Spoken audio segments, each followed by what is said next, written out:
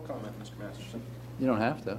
I appreciate that, and some additional prefaces. I do hope that these comments are, unlike my previous comments, in that Mr. Fisher doesn't consider them hogwash, and that Mr. Spengler finds them to be in conjunction with his vision of Radnor Township. And in case you don't, Mr. Spengler, you could use this time perhaps to write that letter of recommendation for Mr. Bayshore that you stated you would do at his termination hearing. Just a side comment. You know what? I'm just going to ask you, please, you don't have to get into these editorial comments. If you would, just direct your attention to whatever your comments are on public participation, but we don't need to insult each other. I understand that, Mr. Masterson. I was just responding to some editorializing that went on by this board and my previous comments, but I'll take that under advisement. I'd like to use my time tonight to ask this board some questions in regards to an article that appeared in the Daily Times of Delaware County. This article, written by Timothy Logue, and I have a copy of it right here, was published on July 2nd, 2009, so it was after the last scheduled board meeting. I printed out an online version of it today to check to see if there were any retractions or requests for retractions or additions or deletions, and I didn't see any.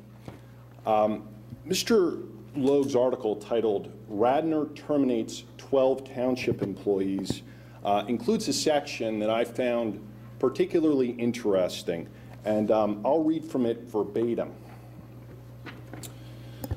Quote, "No township officials would go on the record about suspensions given to Township Engineer Daniel Malloy and Parks and Recreation Director Thomas Blumstrom, who, along with Robert Loper, vacationed in Maine with David Bayshore and former township solicitor David Blake. Along with other township employees, Malloy, Blumstrom, and Loper were directed to have no contact with Bayshore, who has filed a wrongful termination claim against the township with the Pennsylvania Human Relations Commission. The former manager also has a pending unemployment claim. Blake, who submitted his resignation to the board in March, but was still handling some unresolved legal matters for the township, has been relieved of his remaining duties. Interim Solicitor John Rice had no comment on the matter, and Interim Township Manager John Granger was away on vacation." End quote. Now, I have a couple of questions about that. Number one, did Mr. Malloy, Mr. Blumstrom, and the recently terminated Mr. Loper have contact with Dave Bayshore in Maine subsequent to his termination by the board?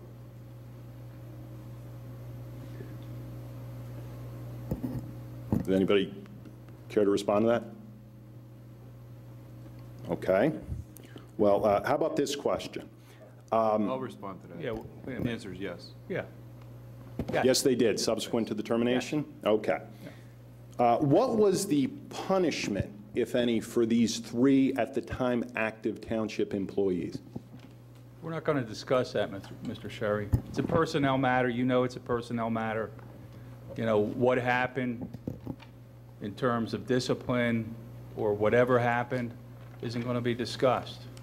Well, your comment, "we're not going to discuss it," wasn't really directed to you in terms of my question. You're the attorney for the Board of Commissioners. I think you're the solicitor. Correct. But whether they want to comment on it or not is not your decision.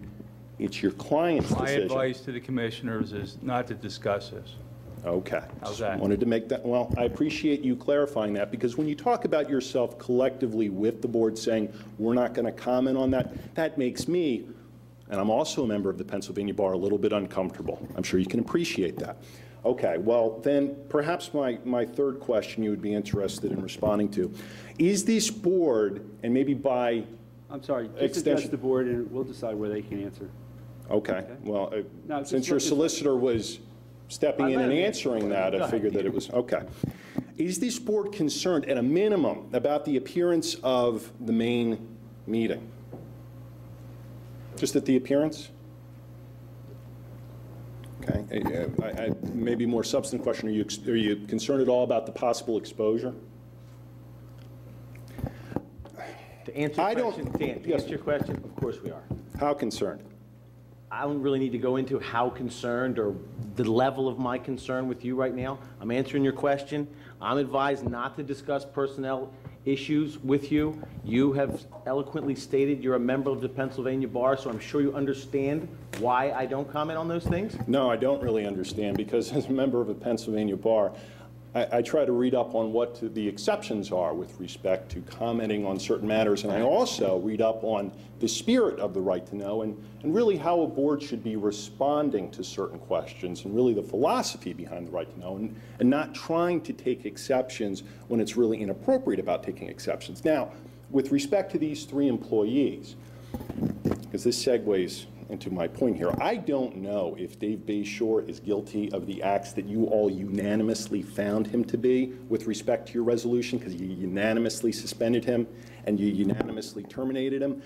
But at a minimum, the second that Mr. Bayshore was fired by you individuals, his interests, ipso facto, were 100% adverse to your interests.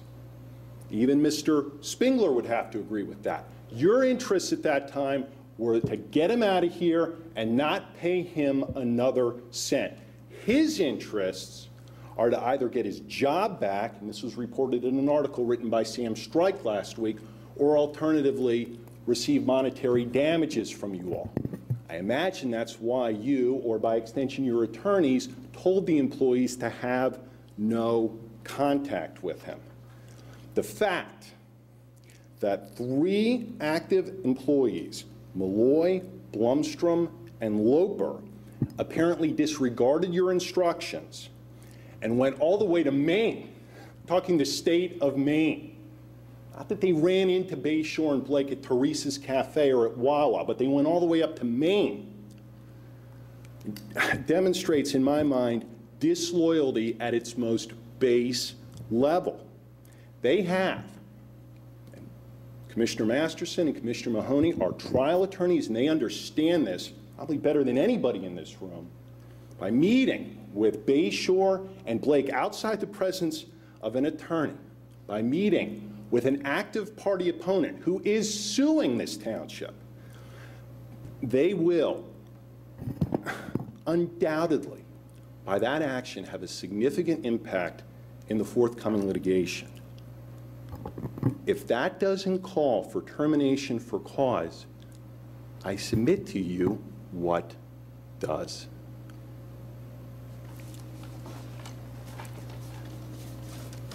Thank you.